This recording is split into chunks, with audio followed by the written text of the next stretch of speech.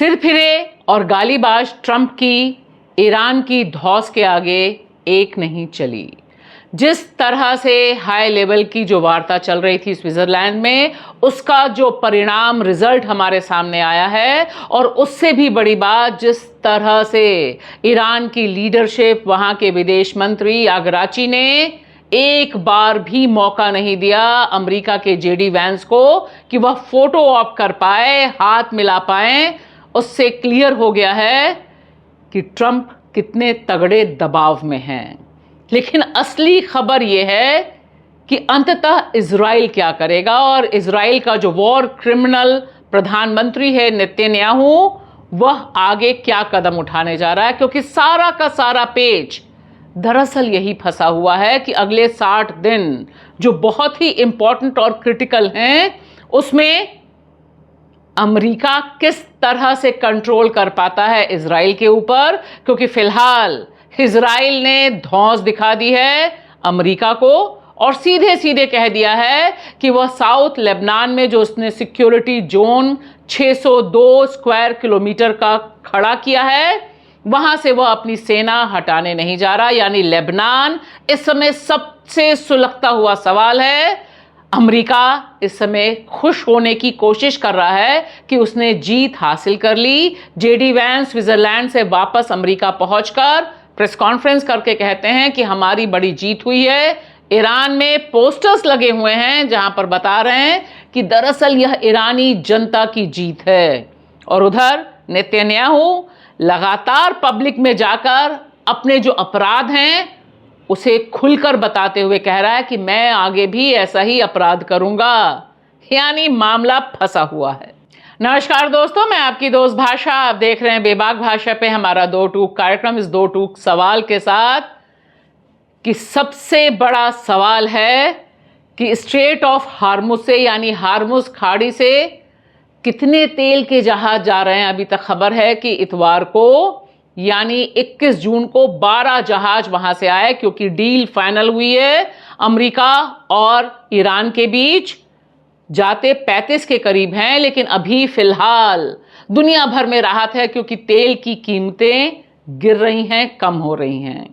लेकिन असल सवाल यहां पर है कि जिस तरह से स्विट्जरलैंड में यह पूरी वार्ता हुई, जिसमें मध्यस्थता की पाकिस्तान और कतर ने, उसमें ईरान ने क्या हासिल किया, और ईरान ने जो हासिल किया है क्या उसे इजराइल लागू होने देगा, या फिर अपनी खूनी तैयारी के साथ लेबनान पर हमला बोलेगा और फिर ईरान कोई कड़ा कदम उठाएगा। यह सारी की सारी दुनिया का पेच निगाहें इस समय इस पर टिकी हुई हैं कि ट्रंप, जो खुद एक सिरफिरे हैं और गालीबाज हैं, वह क्या वाकई अपने लंगोटिया यार इजराइल को कंट्रोल कर पाएंगे।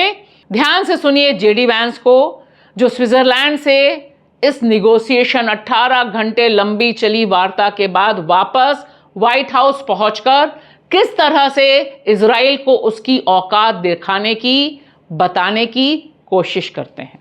Is that over the last 3 months, 2/3 of the defensive weapons that have protected your homeland have been built by American hands and paid for by American tax dollars. The problem for Israel is not Donald J. Trump. And anybody in Israel who thinks their biggest problem is the President of the United States needs to wake up and smell the reality of the situation that country is in.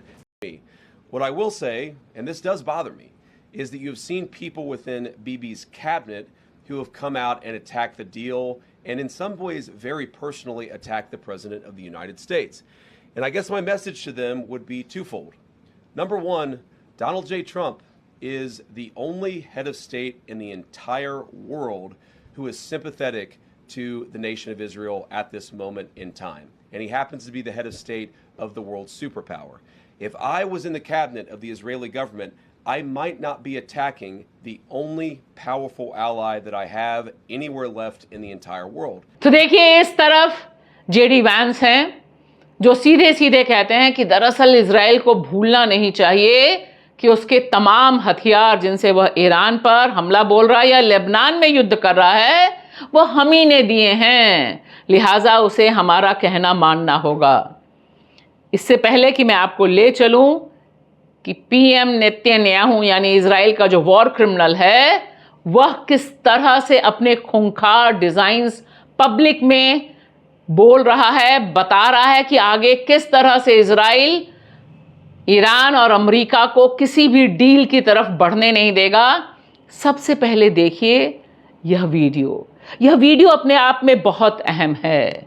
यह video Switzerland का है जहां पर वार्ता 18 घंटे लंबी जो वार्ता चली, जिसमें बीच में व्यवधान आया क्योंकि ट्रंप ने गालियां बकनी शुरू की ईरान की लीडरशिप के खिलाफ। उसने धमकी तक दे दी कि वह फिर से ईरान पर हमला करेगा और पिछली बार से बड़ा हमला करेगा। यही नहीं रुका सरफिरा ट्रंप, उसने आगे जाकर यह भी कह दिया कि मैं ये जो लोग वार्ता करने आए हैं इन्हें जीवित वापस नहीं जाने दूंगा। और इसका कड़ा विरोध जताते हुए ईरान ने तुरंत ही वार्ता बंद कर दी। फिर हम सब जानते हैं हाथ पैर जोड़े गए और अगराची जो ईरान के विदेश मंत्री हैं, जो आपको स्क्रीन पे दिख रहे हैं, वह आते हैं अंदर।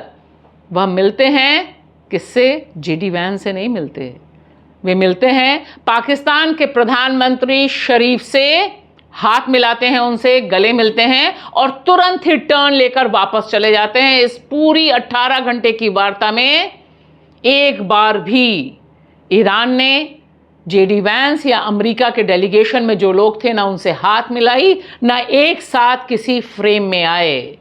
यह दरअसल डिप्लोमेसी जो की है ईरान ने, यह अपने आप में बहुत इंपॉर्टेंट और बहुत दूरगामी असर वाली है।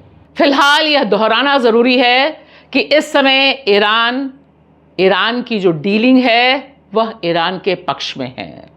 ईरान, जिस तरह से अगराची ने भी कहा कि उसके ऊपर जो सैंक्शंस लगाए गए वह वापस लिए जाएंगे, सिर्फ उतना ही नहीं, $300 बिलियन ईरान को रीबिल्ड करने के लिए और कुछ अमाउंट जो फ्रीज किया गया था उसके एसेट का वह भी रिलीज किया जाएगा।